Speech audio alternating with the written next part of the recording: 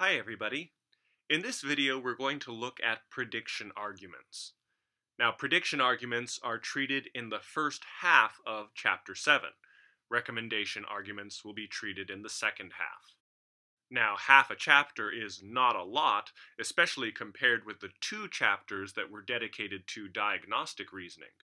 So we won't be able to go into as much detail about prediction arguments, but even getting a handle on some basic patterns is extremely useful. Of course, much of the reasoning that we're interested in has to do with predictions and recommendations.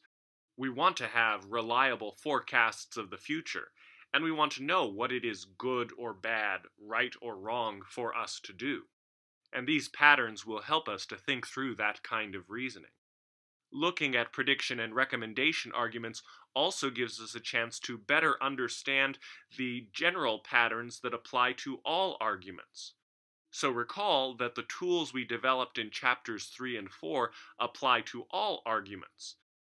The tools from chapters 5 and 6 apply only to diagnostic arguments.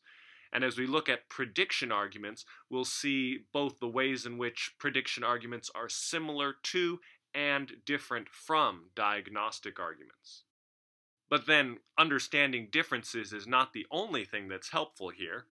We'll also get to see how these different types of reasoning are interrelated.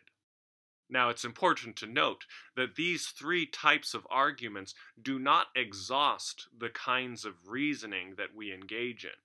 There are other ways of reasoning and other important patterns out there. Still, mastering these 3 will help you to think about other reasoning patterns that you come across. And these 3 were selected for this course partly because of their interrelationship. So we pointed out in chapters 5 and 6 that diagnostic reasoning is the reasoning we use to develop our understanding of the world. And what we'll see in this chapter is that the predictions we make often depend on our understanding of the world, depend on our diagnostic reasoning. And then when we look at recommendations, we'll look at a specific type of reasoning where the recommendations we make depends on our ability to make good predictions, which in turn depends on the quality of our diagnostic reasoning. So all of these things are interconnected. Still, for this chapter, we'll be focusing on prediction arguments, and we'll start by laying out the basic pattern for this type of argument. I'm going to start by presenting the basic prediction argument pattern. This pattern includes 2 different types of support. Now, your textbook takes several pages to present these 2 types of support, but I'm going to put them on the table right here at the beginning, and then come back to explain each type. As our text notes, predictions commonly arise in everyday life as well as in science because of something we've noticed in our surroundings. We see a flash outside during a rainstorm and predict a thunderclap. We read of a candidate sagging poll results and forecast his defeat. Meteorologists observe a distant cold front and predict rain. What this is pointing out is that our predictions about the future are grounded in facts about the present. So when I see a flash outside during a rainstorm or read of a candidate sagging poll results, that information provides the support for a particular prediction. This information then, something that is noticed, or a diagnosis, as we'll see shortly, provides the first type of support for a prediction. Anytime someone is putting forward a reasonable prediction, there should be something in the background, maybe stated or unstated, that is either noticed or a diagnosis. Now, the second type of support that is part of our pattern is connecting conditions. Connecting conditions include mostly general information that helps to connect whatever we've noticed or the diagnosis with the prediction.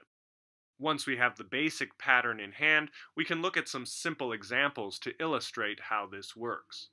So in this first example, there's something I notice. Lightning has struck nearby, and there's some general information that I have at hand. Thunder usually follows lightning. On the basis of these pieces of support, it's reasonable to predict that there will be thunder soon. Suppose that I notice it is starting to rain, and I have this general information that when it rains, the roof leaks. On the basis of these pieces of support, I can reasonably predict that the roof will begin leaking soon.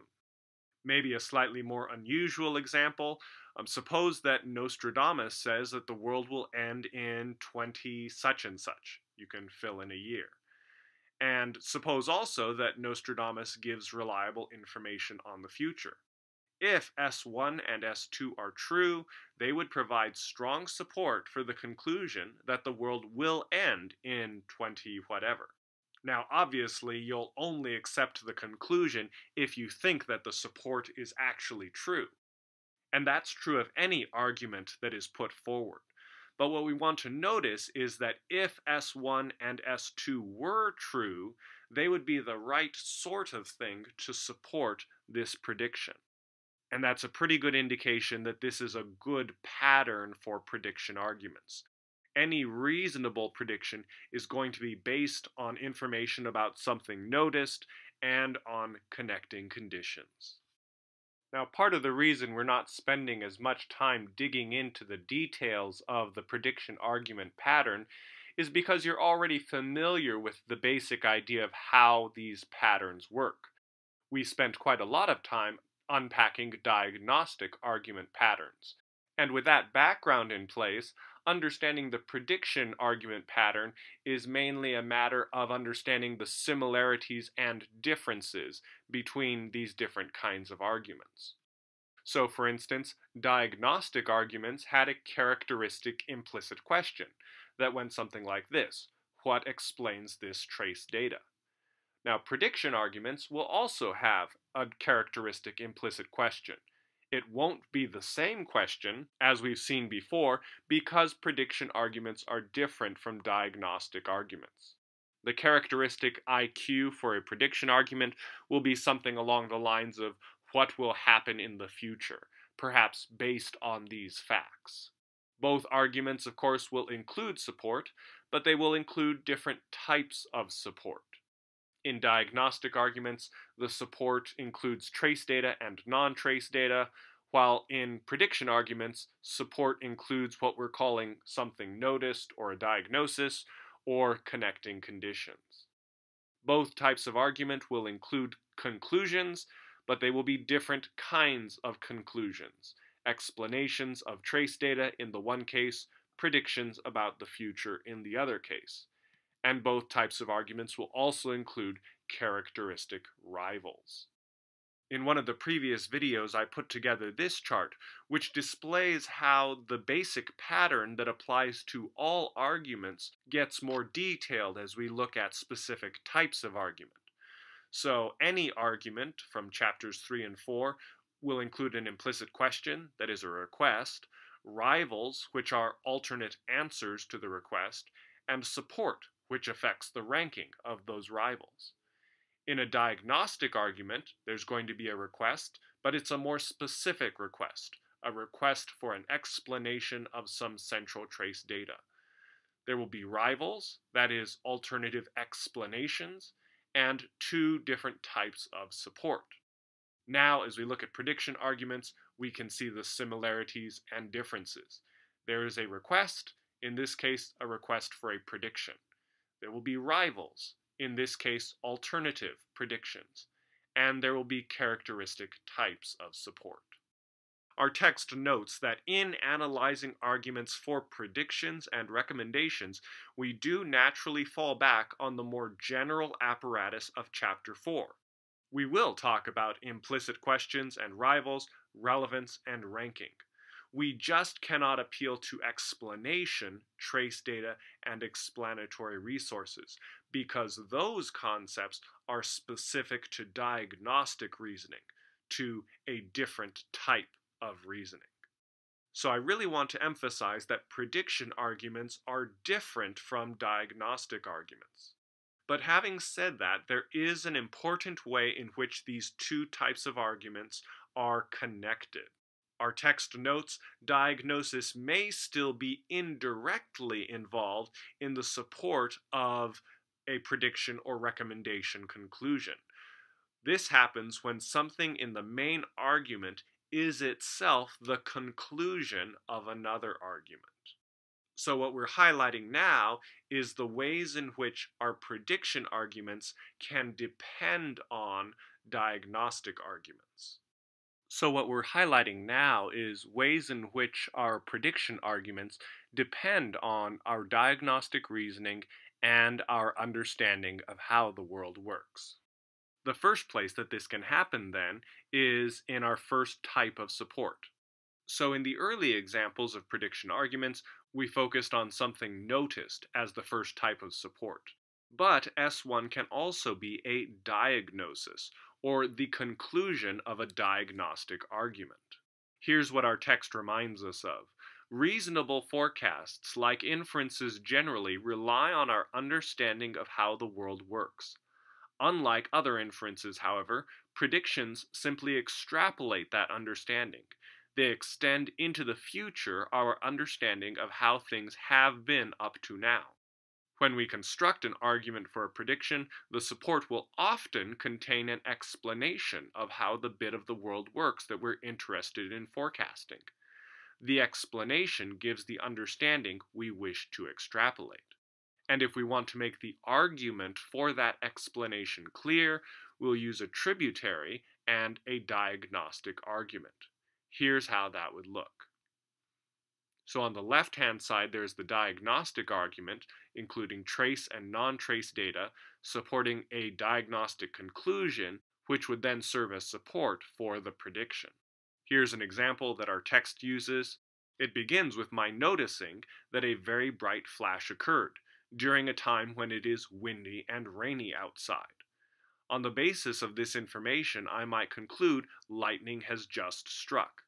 Lightning just struck would be the explanation for why a very bright flash occurred. That lightning just struck, combined with the general information that thunder follows lightning, leads to the conclusion, the prediction, that there will be a loud noise soon. Now this argument might look a little complicated, maybe more complicated than we would expect for such a simple inference. But spelling out these different steps can actually be extremely useful, especially if we're dealing with more complicated cases. Part of what this two-step argument highlights is the way in which my prediction depends on my understanding of how the world works. And if my understanding of how the world works is off, then my prediction may be off as well. To help us see this, think about rival conclusions to the diagnostic argument. We're looking at the diagnostic argument on the left-hand side. A very bright flash occurred. It is windy and rainy outside. What's the best explanation of the very bright flash? Obviously, lightning is going to be near the very top of the list, but we can come up with other possible explanations. They might include R2, two electrical wires touched in the wind. Or, much less likely, R3, an atom bomb has exploded nearby.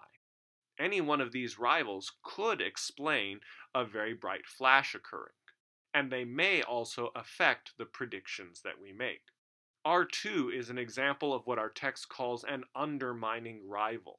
It's called undermining because if R2 is true instead of C1, then prediction C4 will probably not happen.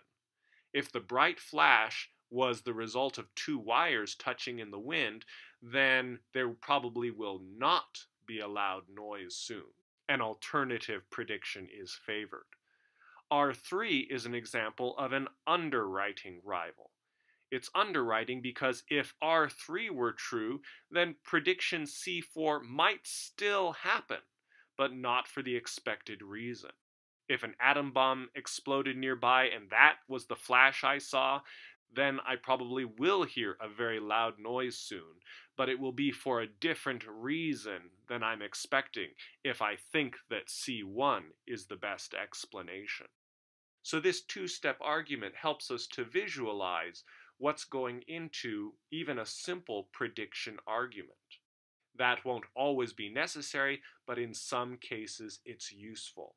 Recall that these tools allow us to do a number of things, especially when it comes to more complicated arguments. They help us to understand those arguments, they help us to evaluate those arguments, help us to improve those arguments, and also help us to analyze disagreement. And maybe that last point is especially relevant here. If there is disagreement about a prediction, or if a prediction is falsified, one place to look for the cause is in the diagnostic portion of the argument. So if I predict that there will be a loud noise soon and there isn't, and we want to know why was my prediction wrong, the source might be in my diagnostic reasoning. It may be that there was a problem with my underlying understanding of the world. That wraps up our treatment of the first type of support in a prediction argument, something noticed or a diagnosis. But that is not the only place where our general understanding of the world is important to the predictions that we make. Our text notes that forecasts normally depend on many aspects of our understanding besides the main diagnosis with which we are concerned. To extrapolate any diagnosis, we must know a lot about its environment. When aspects of the circumstances are uncertain and cannot reasonably be taken for granted, we should make a place for them in our argument form. What this is pointing out is that even if our diagnosis is accurate, it's still possible to come to a faulty prediction, basically, if the connecting conditions are not sound. So it is our grasp of the circumstances, general information, our understanding of the world that allows us to get from the diagnosis to a sound prediction. So that's another place where our understanding of the world turns out to be very important for making predictions go through. To illustrate this, and really to illustrate the entire prediction argument pattern, we'll look at this next example. This article from June 19, 2013 begins, Southern California fire chiefs are warning that this fire season has the potential to be one of the most volatile in a century. We see many articles like this in Southern California leading up to summertime, during which there is heightened risk of wildfires. Go ahead and read through this article and see if you can identify the prediction and some of the support that's offered for that prediction. This article comes closest to articulating a conclusion in the first line. Southern California fire chiefs are warning that this fire season has the potential to be one of the most volatile in a century. That can plausibly be restated as follows: this year's fire season will be severe. That's the gist of what CAL FIRE is getting at. Now, when it comes to support, the main places support shows up in these highlighted areas.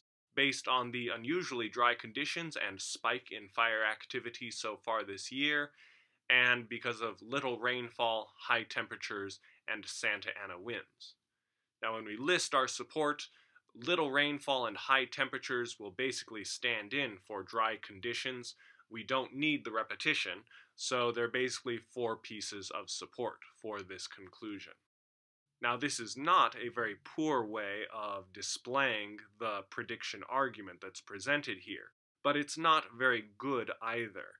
In particular, it does not highlight the key role that diagnostic reasoning is actually playing in this prediction argument.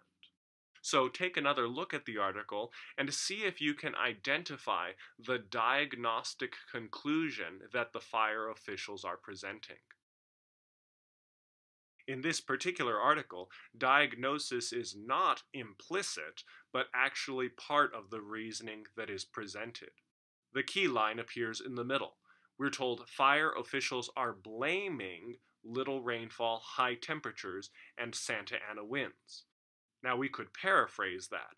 To blame little rainfall, high temperatures, and Santa Ana winds is to say that they are responsible, is to say that they are the cause, is to say that they are the explanation. But the explanation of what? Little rainfall, high temperatures, and Santa Ana winds are the explanation of the spike in fire activity.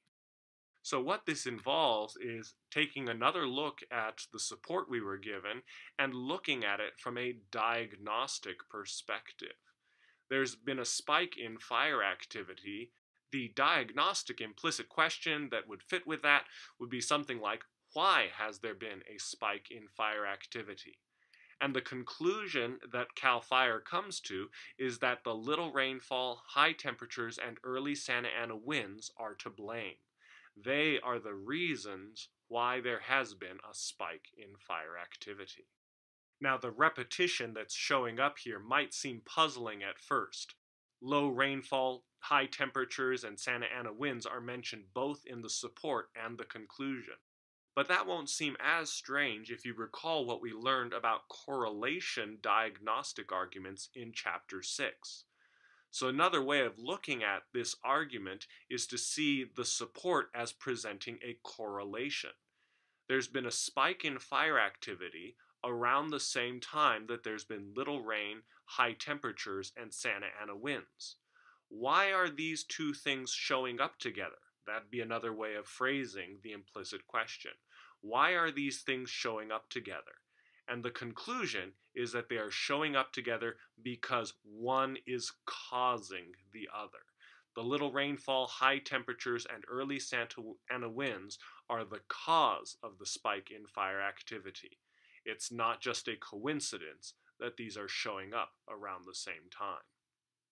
Still, this conclusion is a bit wordy, so we could paraphrase that by just saying, environmental conditions have been good for fires. What do we mean by environmental conditions being good for fires? We just mean there's been little rainfall, high temperatures, and Santa Ana winds.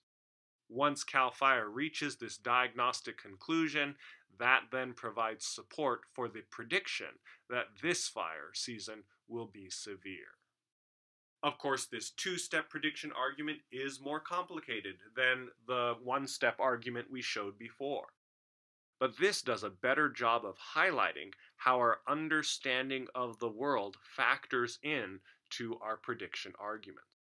To make this still clearer, it'll be helpful to come up with a few diagnostic rivals. So when we're trying to answer the question, why has there been a spike in fire activity? One answer is, environmental conditions have been good for fires. Another explanation would be there have been unusual natural events like lightning strikes that are unlikely to be repeated or continue. Suppose that this were the best answer to the implicit question. Well, if that's what's been causing the spike in fire activity, and if those unusual natural events are unlikely to continue, then we might predict a mild fire season. A different understanding of the world would lead to a different prediction. Or suppose that the spike in fire activity is the result of arson. Someone is intentionally setting fires. Then our prediction would depend on whether we expect the arsonists to be caught or not. If the arsonists continue, then we'd predict a severe fire season. If the arsonists are not going to continue, then we might predict a mild fire season. What is key here is understanding that what diagnosis we come up with affects what prediction we'll come up with. We can complete our schematization of this prediction argument by indicating what the predictive implicit question is, how bad will the fire season be this year, and by listing a couple rival predictions. The fire season will be average, the fire season will be mild. This now does a pretty good job of capturing the argument put forward by CAL FIRE as presented in this article. Now you'll notice that that argument did not include any explicit connecting condition. That does not mean that no connecting conditions are relevant, it's just that they are being left unstated.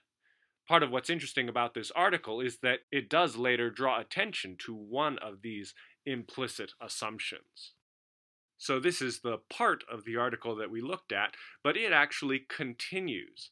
After presenting CAL FIRE's argument, the author writes, "But predicting how destructive a fire season will be is difficult. Last year, CAL FIRE officials were expecting a severe fire season because of the number of fires early in the spring, while a UC Riverside fire ecologist predicted a calm fire season, saying a lack of rainfall meant less grass to fuel blazes. With about 15,000 fires statewide, 2012 turned out to be an average year. About 5,600 is typical. This same UCR professor, Richard Minich, said Wednesday that just as with last year, he doesn't think there's enough fuel for a severe fire season. So we started out with CAL FIRE's argument, but now we're presented with a different perspective, someone who is offering a different prediction. And that raises the question, why is Richard Minich coming to a different conclusion? The key piece of information is mentioned there at the very end of the article. He doesn't think there's enough fuel for a severe fire season. Now let's go back to the schematized argument. This argument is the same as the argument that CAL FIRE presented, but the conclusion that Richard Minich favors is that this fire season will be average. Now, if we're looking for the source of the disagreement, why Richard Minich is coming to a different conclusion, notice we won't find that disagreement in the diagnostic argument. Richard Minich is not denying that there's been a spike in fire activity. He is not denying that there's been little rain, high temperatures, and Santa Ana winds. He is not denying that environmental conditions have been good for fires. So all of the first part of CAL FIRE's argument, Richard Minich agrees with. The main difference is this additional belief that Richard Minich has, which is a connecting condition. So even though Richard Minich acknowledges that environmental conditions have been good for fires, he does not think that the rest of the fire season will be severe. S5 does not lead directly to C4. Now, hearing Richard Minich's view can help us to think about CAL FIRE's argument. They didn't say anything about the amount of brush or grass. But since Richard Minich has brought it up, we can see that CAL FIRE must have been assuming or taking for granted that there is enough brush and grass to fuel a severe fire season. So I'm inserting this in brackets just to indicate that it wasn't mentioned in the original article, but S6 is a connecting condition and pretty clearly an essential assumption that is a part of this argument. Now, in all the examples we've looked at, including this one, the prediction part of the argument includes one diagnosis and one connecting condition. But it is important to remember that prediction arguments can have more than one of each type of support. So just as a diagnostic argument may have multiple pieces of trace data and multiple pieces of non-trace data, so a prediction argument can include multiple diagnoses or multiple things noticed and multiple connecting conditions. And all of our reasoning actually depends on our taking for granted enormous quantities of general information. We just don't mention most of it because we take it for granted. We can see that this last example does fit the expanded prediction argument pattern. Of course, the main argument is the prediction argument, but one of the premises in that argument, one of the pieces of support, is itself a diagnostic conclusion, reached using diagnostic reasoning. Yes, this expanded pattern is a bit more complicated, but it is also very useful and insightful.